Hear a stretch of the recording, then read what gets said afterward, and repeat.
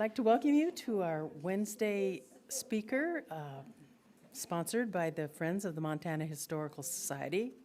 My name is Becca Cole, and I'm standing in for Judy Dorsch, our Friends president, who wasn't able to be with us today. And it's my honor to introduce our speaker. Brian D'Ambrosio moved here in 2000 and started his Montana life as a newspaperman in Missoula. Brian is the author of 5 books and over 200 articles related to Montana, including Warrior in the Ring, a biography of Marvin Camel, a half-Indian, half-black pinball mechanic who went from a Montana reservation to win world boxing titles. You'll also remember a while back Brian gave a fascinating talk here at the Society about Shot in Montana, his book covering the Big Sky Cinema. Currently, Brian lives in Helena and writes for a diverse array of publications, from USA Today and the Smithsonian to Backpacker Magazine and Western Horseman. Today, Brian will be speaking about a century of prominent entertainment personalities with roots in Montana from his latest book, Montana Entertainers, Famous and Almost Forgotten. Please join me in welcoming Brian D'Ambrosio. Yay. Well, thank you. Thank you again for having me and welcoming me and letting me be a part of this beautiful afternoon. So I have a tendency to speak very low, so if you have a problem hearing me, just tell me to pipe up a little bit, okay? How's the volume? Everybody can hear me? Okay. So, initially I was just going to do a little reading and pull out a book and do a little talking and stand here, but I thought the images would actually speak for themselves, and I just wanted to share with you while we have the time just some of the vivid, kind of interesting people I've had the opportunity to come across and discover on my own and perhaps rediscover and to share with everyone. So if there's a familiar face in here, I guess you could kind of let me know if you recognize any of these faces or names, and we'll play a little game here as far as like the famous and almost forgotten. Does anyone recognize the name Jack Pachan? So one person? See, I knew it, see? So Jack, this is on the forgotten end of things. So Jack was part Native and part Irish, and he came from Silver Bow County, and he went on to become a stuntman in a lot of movies, a lot of silent movies. And Jack over here is in this great still. Jack ended up also becoming kind of a mid to upper tier movie actor in the 20s and 30s. And a lot of these folks there's very little information about, even some of them who were quite famous at one period and one point or juncture in time. After they died, there was, just maybe about a column inch of an obituary copy and sometimes even less than that. So when we're dealing with people like Jack, anything related to even his birth date is sort of a mystery. And a lot of these folks just left even at their most revealing, they leave only clues. So Jack is just one of the on the forgotten side, unfortunately. So there were famous and forgotten. There were people who were not so quite famous and have been forgotten, and there are people who are famous and are still will be unforgotten. So, but there's a couple little subcategories that I guess we could work with here. But Jack kind of interested me because looking into him, when you go about go on eBay, which is a great tool to find collections of photos and postcards and memorabilia of forgotten movie stars or forgotten singers and musicians. So I found a whole bunch of prints online, and I'd find cabinet cards or old arcade cards of different silent film stars. And there's a box of them on the table. You're more than welcome to take a peek at them after we're done. So and it's interesting that a lot of the cowboy stars, quote unquote, from the early 20s, like Jack, who were from Montana, had cowboy skills. I mean, these guys were ropers, and they were the stuntmen in the films back then. They were the real deal. So, and Jack was one of those people. So, let me see here. It might be my cue to flip. Do you see that? That's a good one. So, that's what we're gonna do. Oh, here's another one of Jack. Yeah, here's one more still of Jack Pachan. So, does anyone recognize this woman? Her name is Fritzy Ridgeway. So Fritzy Ridgeway was an actress from originally, she lived in Missoula, and she also lived in Butte. And Fritzy ended up making several films. I love this shot, this great postcard from one of her early films. And Fritzy actually found fame and fortune not only in film, but she ended up got into the hotel business. So she would have been what do you call it, a hotelier? Is that the right word? Is that how to pronounce it? And Fritzy could be a little bit of a turkey. Like there were multiple lawsuits against Fritzy, for letting her dogs run loose on her estate and on some of her hotels, and they were biting policemen, and she had a little rebellious streak. But I love that one. So Fritzy Ridgeway is another one on the forgotten end of things. So bouncing around, there's no actual order, to the photo. So you might see some from the 20s, you might see some from yesterday. So what I did was I tried to break the book down into categories or different subcategories, where people who were born, in the late 1870s, 1880s, and through the 19-teens were in one category, and then like 19-teens, 1950s, and then so I try to work the book up on where people were born. I did a lot of contemporary stuff.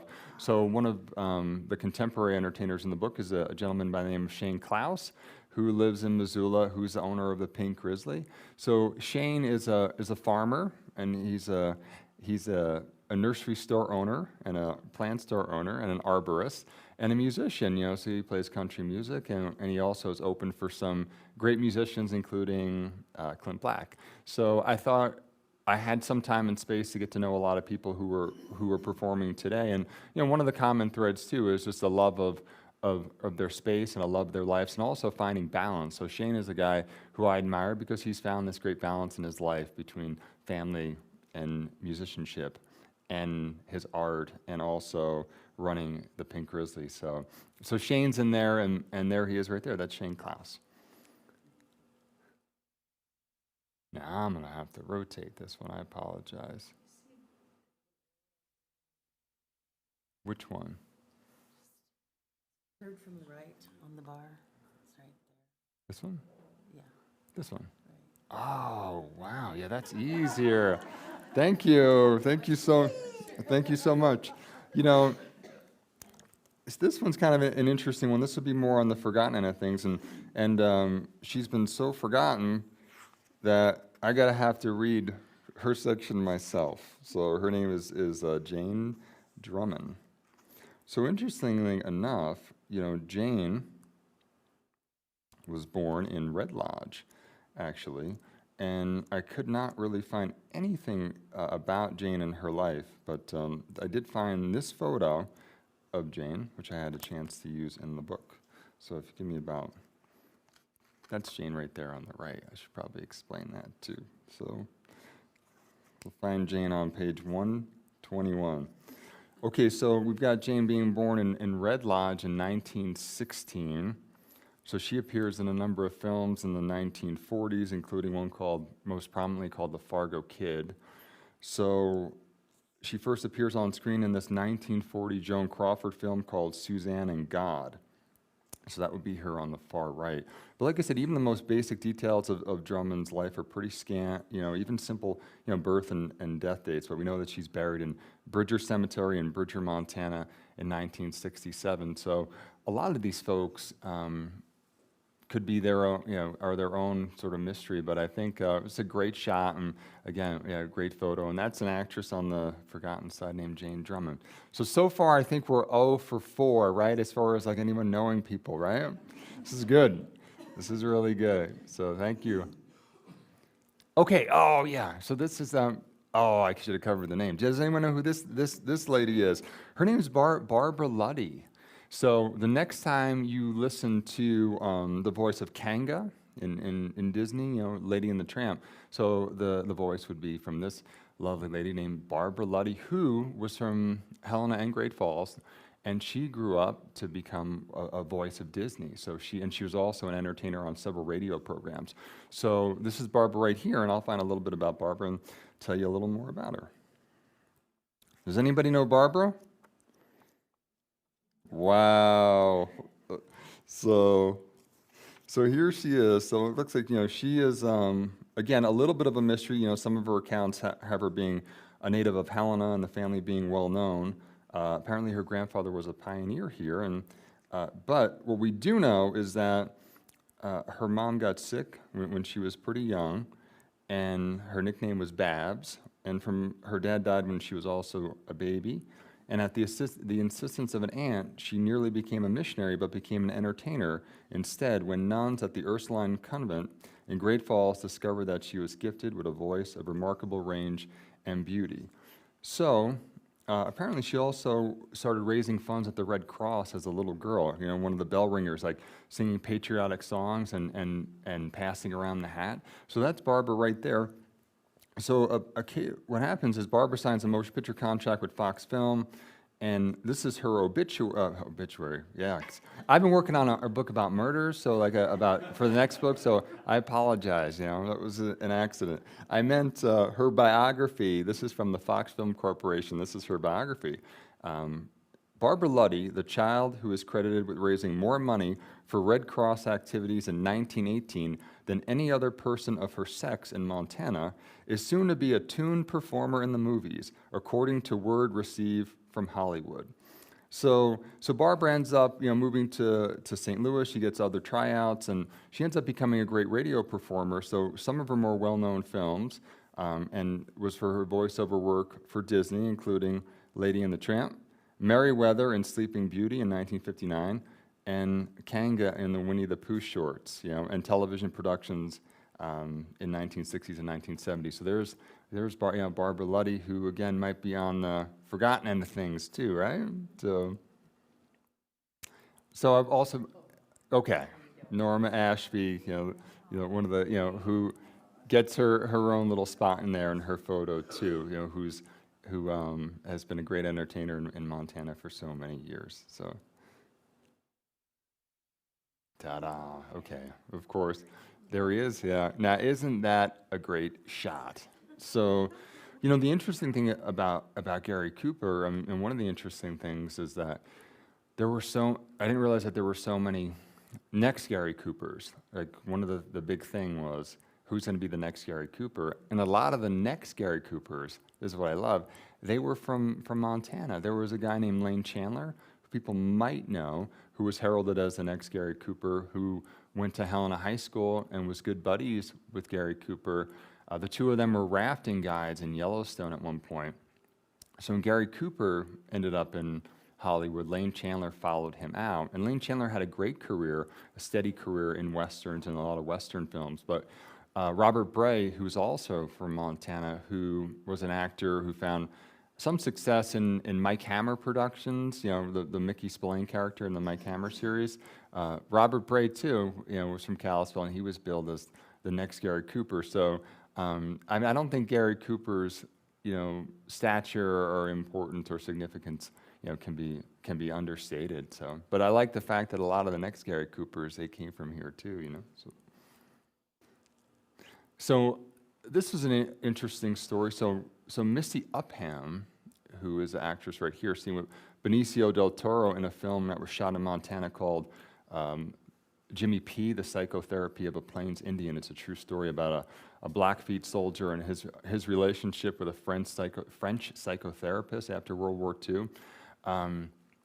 Misty, was born and raised in Montana, and she ended up working as a housemaid and doing a lot of stoop labor and what would be considered menial jobs. And she was discovered as an actress, and she got a couple of small bit parts and bigger roles. But Misty had some mental health issues, and she was found in a ravine in Seattle a couple years ago.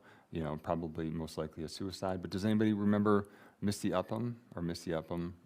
So, as an aside, I interviewed Misty, for about 3 or 4 hours several years ago when I was working on a book called Warrior in the Ring about the life of boxer Marvin Camel.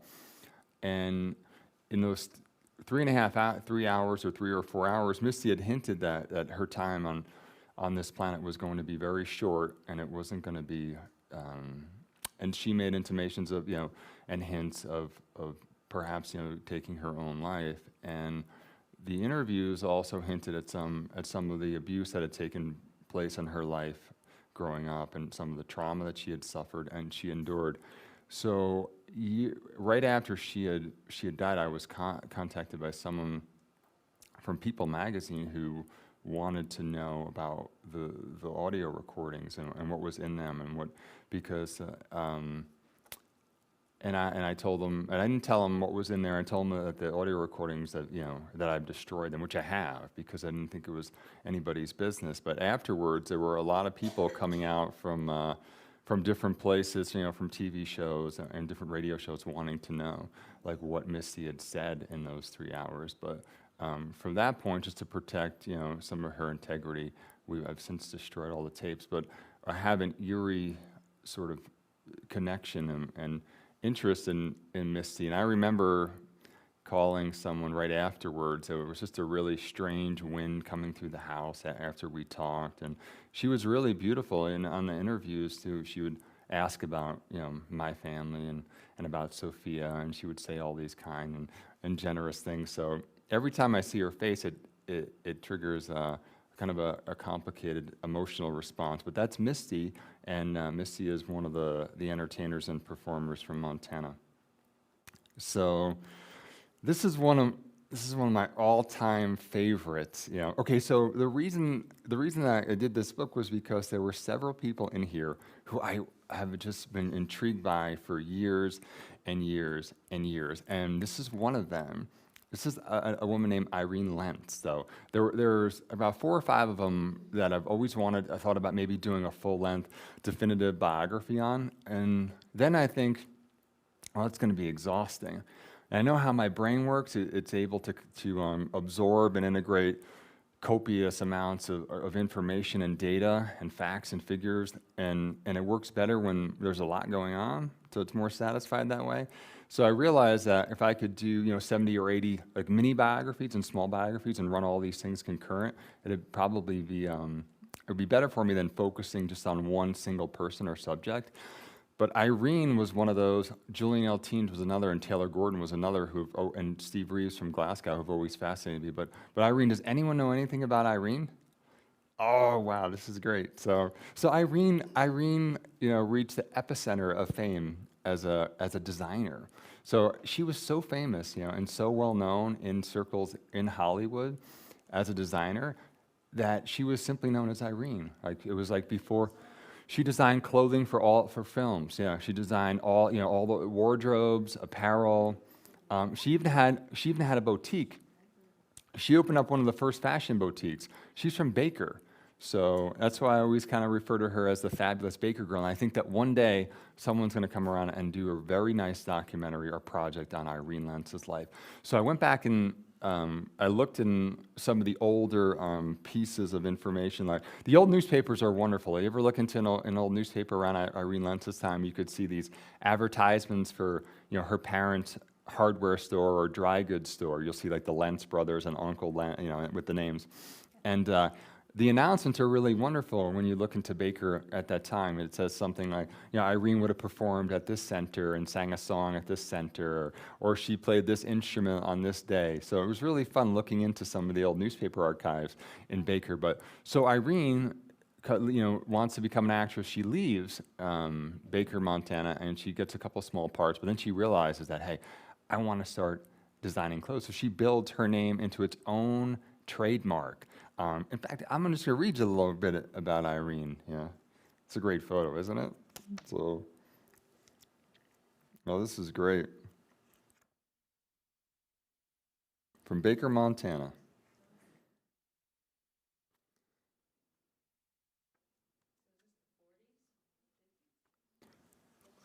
I think this photo, about that, yeah. No, that's exactly the right time. So, there she is. So because she's nominated, for Oscars for her design. About the late 40s, I think 48. So, but I'll read you a little bit of Irene. I think this might be kind of fun.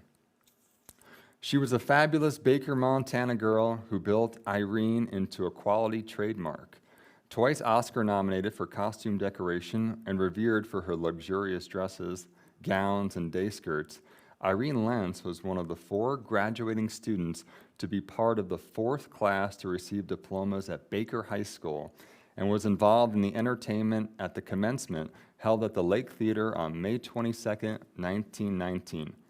The Baker Sentinel noted, while the class was small, only 4 graduating this year, it is one the city and school may well be proud of.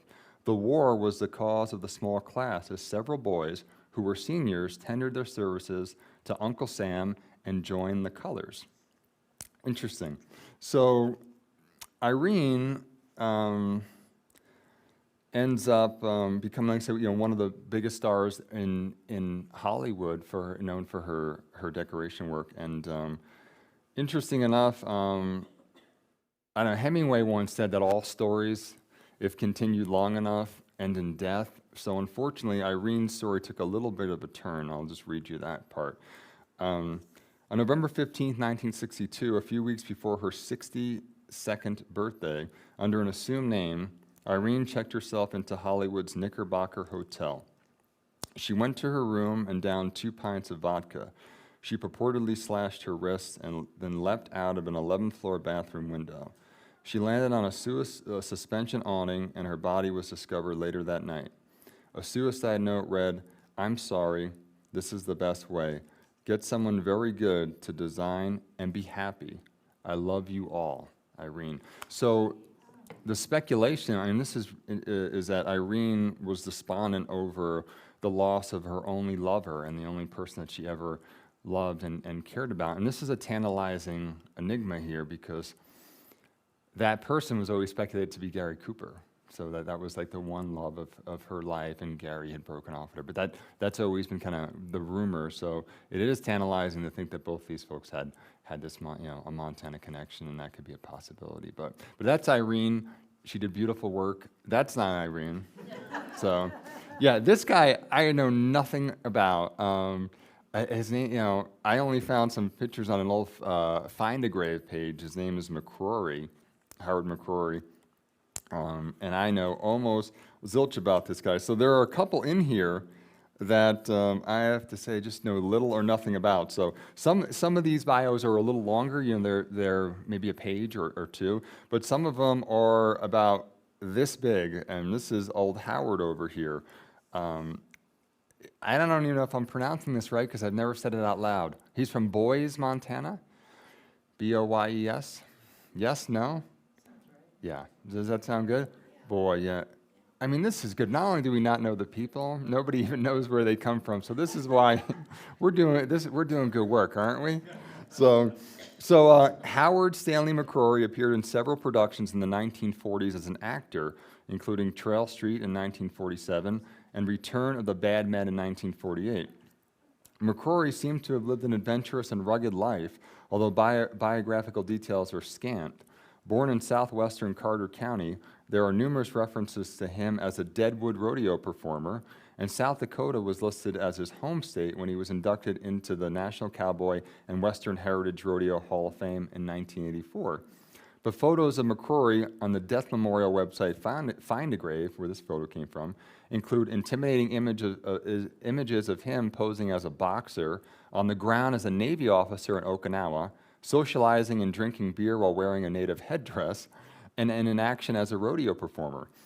He married his second wife in Glendive in 1954. So, these are a lot of the people where you can pull up, they could be their own mystery. So, if we could start our own famous and forgotten detective agency, So, oh yeah, and this is an actress named Andrea Leeds, who was born in Butte, and she won an Oscar as well. She's an Oscar winner for a supporting actress. So Andrea's kind of an interesting name and face. So she ended up, she was born in Butte. Most of the people in this book are born in Butte or born in Helena. It's fascinating, right? So, and a lot of them didn't stay very long. So a lot of them, they had lifelong connections. They had short connections. I tried to keep the people away that settled here afterwards because they don't count. So, like the Livingston crowd, the movie stars that came afterwards, they didn't get any space. Andrea was born in Butte, and her dad was an engineer, and he was also involved in mining and minerals and mineral exploration. So she's born in Butte. She doesn't stay there very long. And the interesting thing is that some of the people retain like a lifelong connection to Montana, and some of them it's really short. Like Martha Ray was born in Butte. You know how long she lived in Butte? 3 days. 3 days. But I put her in here, and she has a really interesting story because her parents were from Montana. They were performers. She was born in a hotel while her parents were out performing, and they had a long-standing connection to Montana. So I spent a lot of time or devoted more time to Martha Ray. But Andrea Leeds, from Butte, Montana. There's a good shot of Andrea too. That's good. Isn't that great? So what I should have done beforehand, I should have went and trimmed all the photos, my personal photos out of here. But when I got here a couple minutes ago, I started looking. I had all these other personal photos, of kids and family members. So if anyone pops up, that's not a famous or forgotten. Although Sophia, who's a wonderful entertainer, and age 9, she'd love if her face popped up here, I think. So Christopher Parkening, classical guitarist, So Christopher was, taught here for many years. Actually, he thought he was going to retire to Montana. So, as the story goes, we get a lot of the idyllic version sometimes of Montana. We get the romanticized version.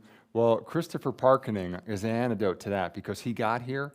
He spent a couple years here, and he was driving to Pasadena to go back to go visit some family, and he hit a blizzard, and he swore that he would never come back again, and I don't think he did either. So Christopher was a classical guitarist, but Montana was a great source of inspiration because he was going to retire at one point, and then decided he was going to retire and fish and enjoy all 4 seasons. He came out here, he found a lot of fish, and he found 2 seasons, and he decided that that he was going to go elsewhere. But he did end up putting out some great music that he derives, that was derived from his time in Montana as well. So, and there is a star for Christopher has a star in front of the Ellen Theater in Bozeman. So if you get a star, I put you in there. Pablo Elvira too, the famous the singer. Who was Puerto Rico born, he's in there too because he has a star, and he's connected. So, oh yeah, there he is, right? So, need I say anything more? Charlie. I was in drove through Sludge, Mississippi a while back, about 2 years ago, where Charlie was born, and there's a road sign there. It mentions his family and where they came from. There are no artifacts, no building, no museum. But Charlie's one that, gosh, it's hard not to look at Charlie Pride and get a smile. And what I like about Charlie is that everybody claims Charlie or has like a little bit of a story, of seeing him at a joint or hearing his music on the radio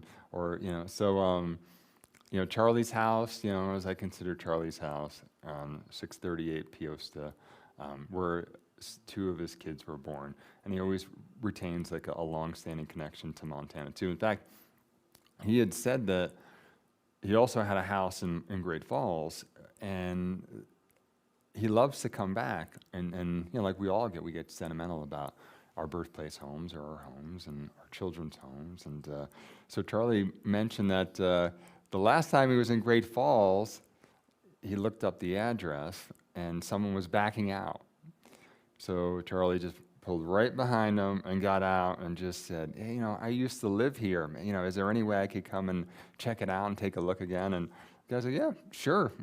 So Charlie, how great would that be to have Charlie come by one day and say, so in my mind, like someday, how interesting would it be if we had, like Charlie Pride's boyhood or home open as like a museum, and maybe like a Gary Cooper location too, and had both of those places opened as little sites that we could share and enjoy. So Chief Many Treaties, kind of another interesting person right down here. This is a little film card that features a guy named Chief Many Treaties, who apparently, had a little bit of clout in his day too. There's a couple articles about the chief, demanding and imploring Hollywood to use more native actors at that time. But many treaties. I think there's another one. Oh, there's Christopher Parkening out of order playing the guitar. See what I mentioned as far as like Christopher being inspired by Montana. There's another nice photo. So, oh yeah, yeah, this is another good one too. So, Wallace Coburn. Does anybody know the name Wallace Coburn? Yeah, cowboy. Yeah, the whole Coburn family. Yeah, so the whole Coburn family, they're like a dynasty at one point in Montana, and Wallace was quite fascinating. Our first cowboy movie star was a guy named Wallace Coburn, and Wallace's daughter, that's his daughter Dorothy. But to get back to Wallace really quickly, is that Wallace actually had a film studio in Zortman, like in 1916. So again, and I didn't even know about that until about a year ago. And Wallace also had a movie theater. I have a photo of it in here, in Malta, that was known to be one of the greatest or the largest sites for artifacts and memorabilia. So Wallace was a great collector of Western memorabilia, and Wallace was really good friends with Charlie Russell, but Wallace Coburn became a movie star. In fact, I'll read you really a quick snippet on Wallace and how he was referred to in one of these newspaper clippings that I happened to find. But this is Wallace's daughter, Dorothy, and we're going to give we'll get to Dorothy soon. We will. Oh yeah, that is a great photo. The Bison Motion Picture Show at Malta, that's the name of the place. This is from the Honolulu Star Bulletin in May of 1917, when they learned that northern Montana's original cowboy poet and movie star is in the islands, and this is how they refer to Wallace. Wallace D. Coburn, the original shoot 'em up, watch my smoke, whoopee coyote, cowpuncher, and movie star is in town. I mean, they dug him, didn't they? So Wallace was a writer and a rancher, daredevil, like bronco fighter, traveler, entertainer. And then Wallace had a daughter, and this is her right here.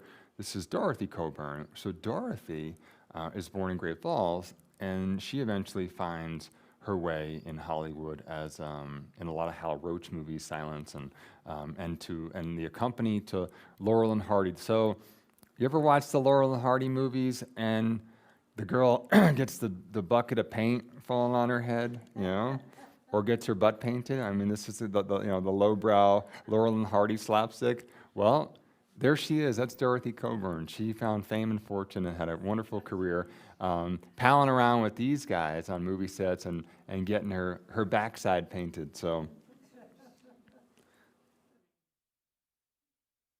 oh yeah, there you go. There's.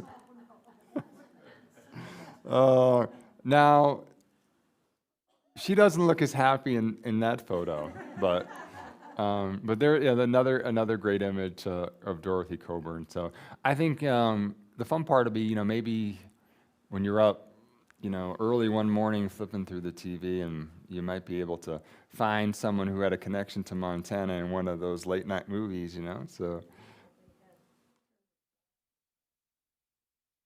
double. Fritzy Ridgeway again. We saw her, didn't we? All right, these are two Montanans, I love this, this was one Montanan choking another. Does anyone know? I'll give you two names, like Kirby Grant.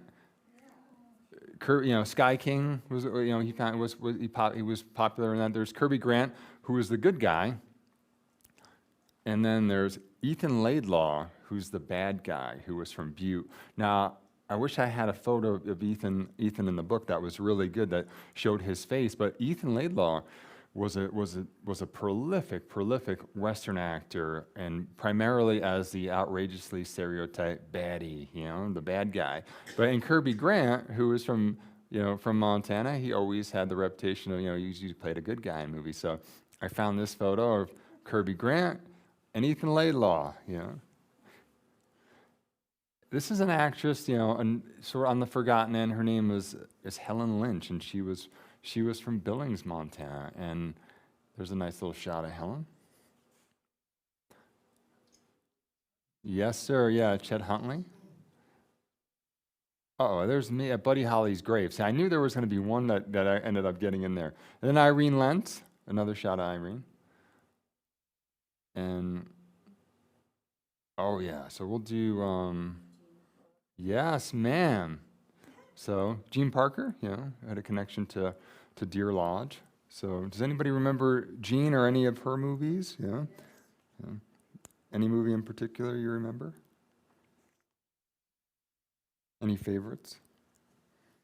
So there she is. So Jean Parker is born in 1916 in Deer Lodge. Dad's a gunsmith and a hunter, and mom reared 18 kids in that pioneer family that started out in Missouri and Iowa and eventually settled in Montana.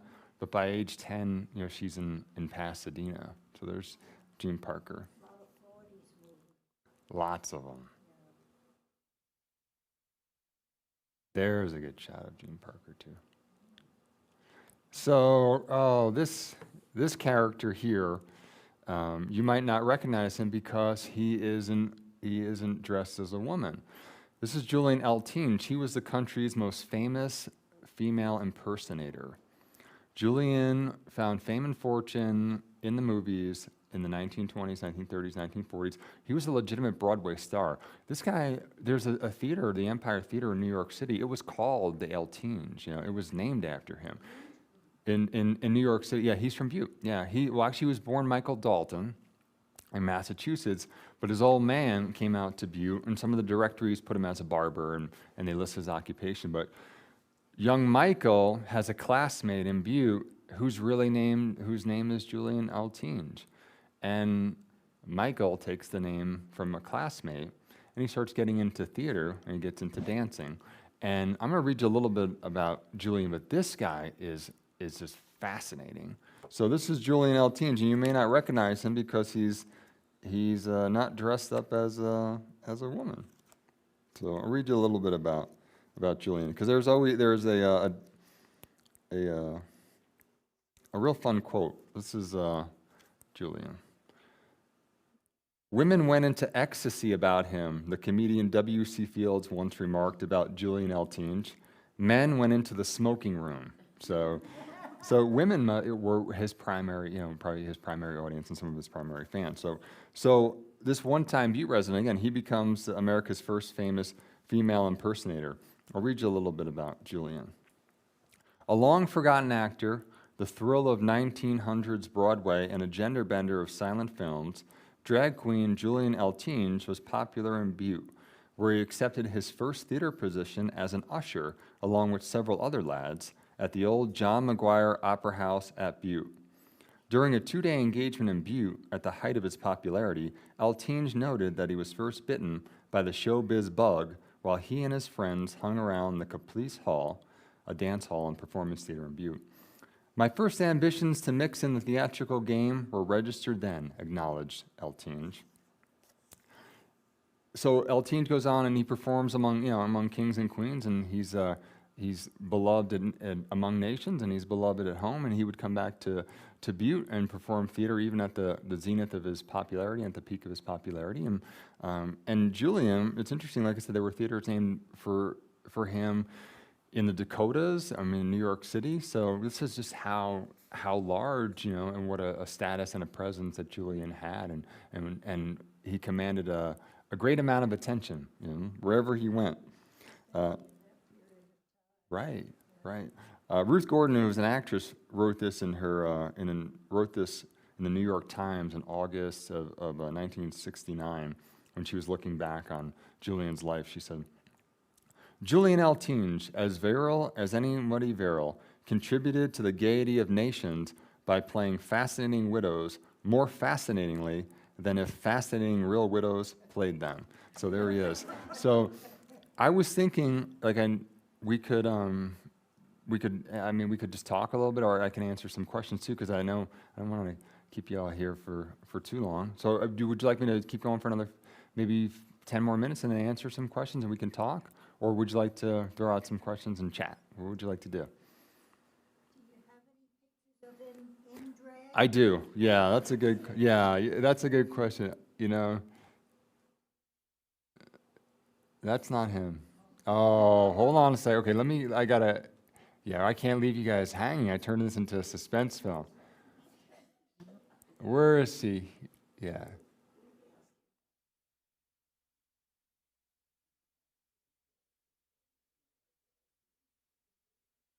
Oh, yes. Yes, yes, yes.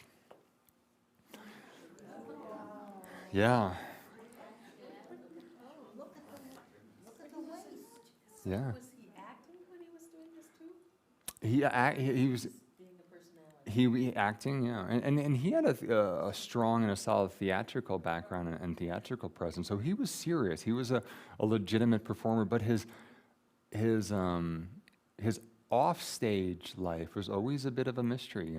He played up the tough talking kind of foul mouth, cigar chewing actor. Yeah, he didn't, and there was never any real revelatory piece about Julian's life and his sexuality. I think they just essentially left him alone, and apparently it was not uncommon for this type of exchange to take place in Hollywood, and for audience to be quite enamored of a male dressing up as a female. But but Julian, like I said, he had serious credibility among theater goers. But this is a guy again that was as famous as someone could possibly be. So I think we got more. Maybe we can just do a couple more if that's okay. Yeah, because we're only kind of scratching the surface here, and I didn't want to leave you guys hanging on. That would have been terrible if I just had that one photo, right?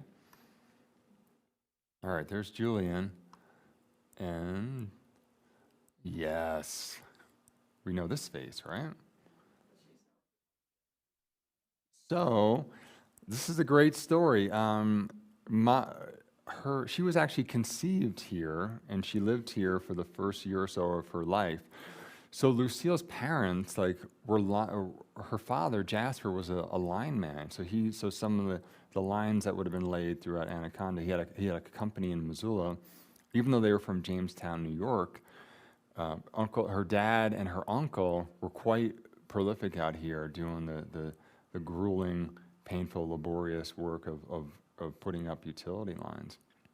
So, interesting enough is that Lucille, she would have been born in Anaconda, but the family decided that they wanted her to go back to Jamestown, New York, because that was customary, and that was their ancestral land, and it was common for someone to to go back where mom and dad were born or where the parents were born. So Lucille ends up coming back here, and she stays for about a year, but then they're moving around to all these industrial centers. So they're moving out to Michigan, and they're bouncing around from place to place. But Lucille Ball always kind of claimed, in certain interviews, that she was born in Butte, and there were times where apparently she would contact the Anaconda and Butte Chambers of Commerce and asking for information about the town and asking for information about these places. But I'll read you a little bit about her connection to Montana. You guys knew that too, right? Somebody? Oh boy, you guys, this is fun. This is really fun. We found old Lucille.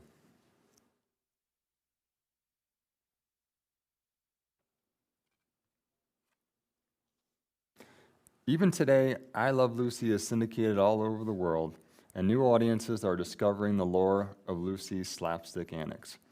Before she was Lucy, Lucille Ball was the dreamy-eyed and easily frightened child of a telephone electrical lineman, Henry Ball, who worked gruelingly in Montana for several years. Putting telephones through Montana was brutal, even deadly work. With its mountainous territory and relentless winters, the state required fortified nerves in its telephone men. So I found the addresses too. They were in the directory. So Henry's got the headquarters, and he's actually he was working also too with the Anaconda Copper Company. And so Henry lived at 300 Hickory Street and then at 120 West Park Avenue, both apartments that were, according to newspaper clippings, located on thoroughfares filled with the sound of clanking streetcars and the cries of street vendors, which is really interesting. So on the flip side, at least one of Lucille Ball's biographers went so far as to to blame Anaconda for her anxiety. She had issues, with, she was anxiety-stricken and nerves. But so I found this biographer who blamed quote-unquote ugly and commercial Anaconda as the source of the famous entertainer's, quote, lifelong issues with chronic nervousness and anxiety. This is from him. He goes on. He says, Lucy's first impressions of life were of the cramped, flat, ugly little town dominated by the Anaconda Copper Company's smoke-belching chimneys of blackened brick. The constant changing, clanging of the streetcar was the dominant sound of her babyhood. Her mother's tension over Henry's dangerous work was another feature that influenced Lucy.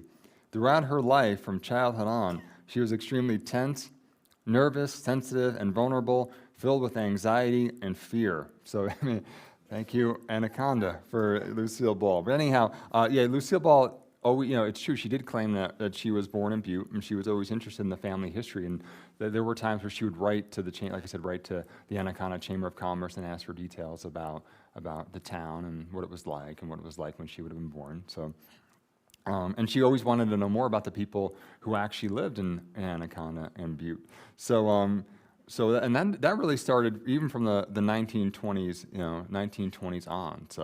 So when Ball went to New York in the 1920s, that's when she started telling people that she was from Montana, and she continued to publicly state that she was from Montana, for many years after.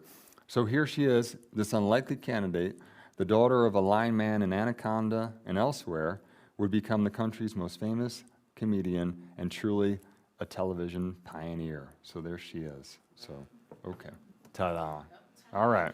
Perfect. All right. So now we can talk. But, it is fun. I think it's every little character has a story. And so far, I haven't had the opportunity to talk about this in a public forum, but, do the slides work? Is that a good way to do it? Okay, cool. Because each one that comes up has their own tale and their own saga. So thanks for letting me come and spend some time with you. Slide up there about Montie Montana. He was next, yeah. In fact, this is the thing. We can't slight Mr. Montie either. There's another shot of Lucille Ball. That's not Montie. There's Martha Ray, who I said the daughter of vaudeville stars who briefly lived in Butte. And there he is. In fact, I'm going to show you one of my favorite photos in the book is Montie Montana from Wolf Point. His most famous trick or stunt was attempting to rope Eisenhower on Inauguration Day. And there is a story. You see Nixon's right there too on the far right. But there are, and this story has become kind of legendary over the years, but apparently Ike forgot to mention to the Secret Service that this was going to be a stunt. So, and as the story goes, Montie was only seconds away from getting, pummeled by some of the agents. So, but isn't that funny? So, but that's just such an amazing photo. Let's see if we could dig up a little bit about Montie. Did I say obituary instead of biography? Boy, so I've been working on a new project for next summer about unsolved murders in Montana. And I don't mean to dim the mood by any, but I was just telling you. So, and I've been doing interview after interview and case after case. So, that was a slip. So I'm sorry. Montie Montana, here he is. The man himself. Let's see if we can dig up. Okay, here we go. Perhaps his most famous exploit came during President Dwight D. Eisenhower's inauguration parade in 1953. One of his most popular tricks was to lasso an unknown member of his audience when he was performing. Montie either asked the president's permission first, or Eisenhower agreed to the stunt on the spot. Two differing versions of this tale exist. However it happened, Montie rode up to the presidential reviewing stand and tossed a lasso around the standing Eisenhower. Montie recalled in his memoirs that afterward a Secret Service man told him that, quote, If they hadn't heard the president giving him permission to rope him, he would have been a sieve. So the photo with Monty's rope wrapped around Eisenhower was on the front page of newspapers nationwide, and the photo here was taken a moment before the one that showed Eisenhower fully lassoed. So, you know, do you say lasso or lassoed? Okay. Do you have a person named Ian McDonald? Yes. Yeah. Oh, yeah. Of course. You know, let's get to Ian. Let's talk about Ian. Okay. Hold on. Oh, okay. So, yeah. Let's do a couple more, and then we should do. Yeah. We need. Yeah. Ian's all the Pippi. Yeah. Well, he's famous for shooting He Gary Cooper and he Bob is. Boone. He is, and he found his start here at the Little Theater in Helena, and he would come back. He did a recreation here, you know, when they had the anniversary of the town, and they did the high noon celebration, and he's buried in Bozeman. Yeah, I really like Ian McDonald. I mean, from what I've seen of him, but I knew him well, I met him first time in the early 70s. He had Parkinson's, he did. I believe. Mm-hmm. And his favorite place every week is to go to the parish.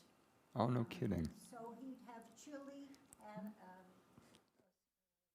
bolted or something Uh-huh. like that. But he was a very interesting man, even as an older man, and you wouldn't have recognized him from his earlier pictures. But my husband, who was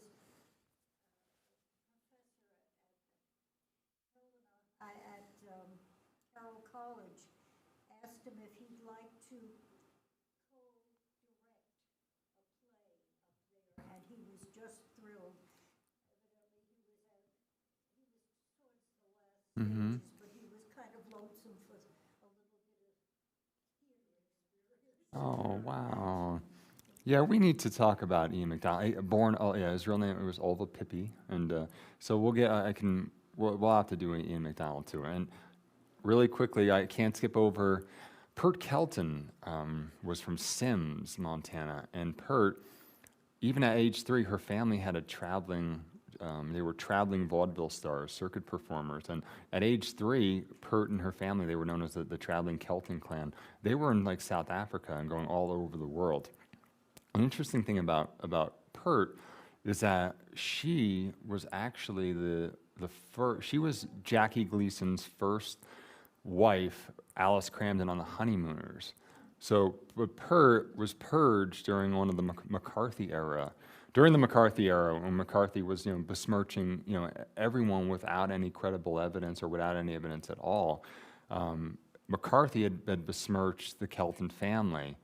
And she was removed, from the television show. And Jackie Gleason had to explain away why Alice Cramden wasn't Alice anymore, or why Pert Kelton wasn't Alice Cramden anymore. And he would come up with all sorts of excuses. And apparently this something had bothered him for years. He would explain away by saying that she was sick or she was ill. So years later, what happened was, Meadows comes in, for that part, and of course, the Honeymooners become an iconic part of American television history, but Pert Kelton is left out of it. Years later, after McCarthy era subsides and the stigmatization of McCarthyism starts to erode, Pert was invited back in certain smaller roles on the Honeymooners, but that's Pert Kelton. I think that would probably be a story worth mentioning too. Car is demolished. Dad is taking his final swings. Yeah, that's something different. There's Myrna Loy with another actress from Montana named Agnes Franny. But we'll get to Rosemary Bowe. We have to get to Ian McDonald, Pert Kelton. Oh, there you go. Oh, there he is. Okay. Let's talk about Ian McDonald. If we can. There he is right there. There are a couple other ones I'd like to talk about too, but okay, we'll do Ian, give Ian McDonald, and then I'll mention a couple other ones that I thought were interesting. And Noon he had, I don't know whether his face was scarred or what, I just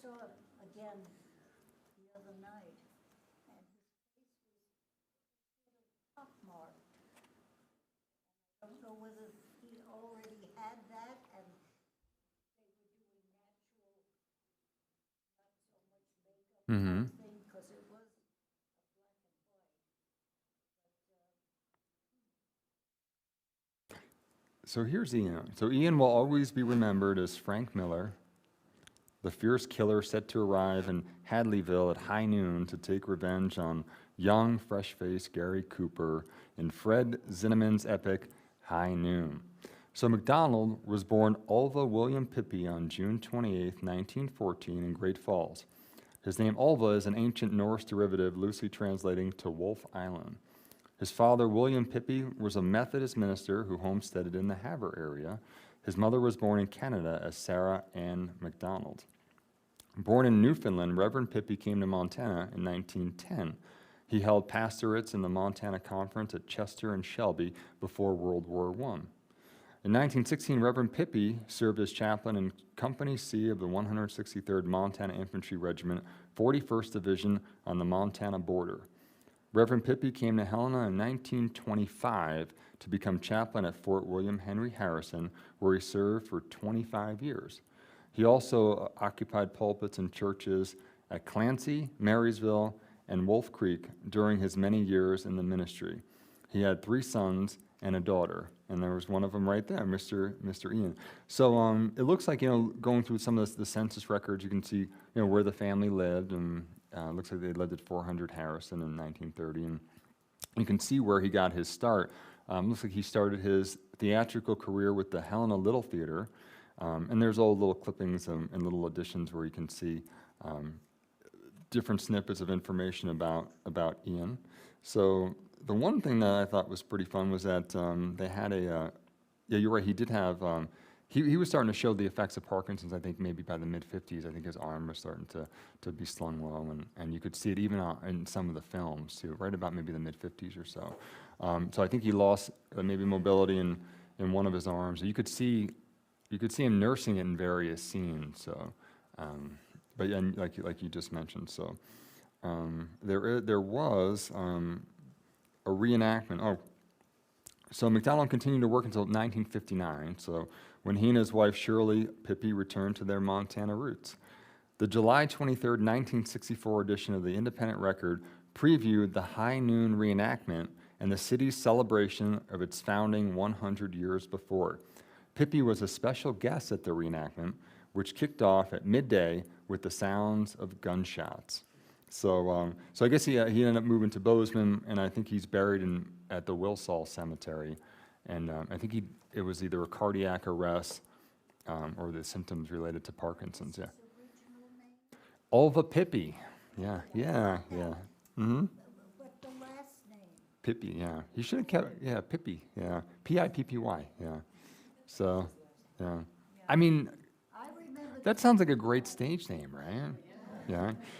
There's an actress named Helen Lynch, who I was mentioning was from Billings, and there's a fun old clipping from one of these screenplay magazines where Helen Lynch was actually Helen Lynch. Fritzy Ridgeway had a different name. Some of the other actresses had different names, but where Helen Lynch was feeling quite combative over the fact that she had to, they wanted her to change her name up or spruce it up or enhance it or somehow make it a little more what could be perceived as more glamorous or sexier, and she wouldn't do it. She stayed Helen Lynch. So, but yeah, there's Ian McDonald, and he is just one of the entertainers to come out of Montana, and yeah, it's nice to be able to share it, to share some of these stories and some of these little anecdotes with you. So, thank you.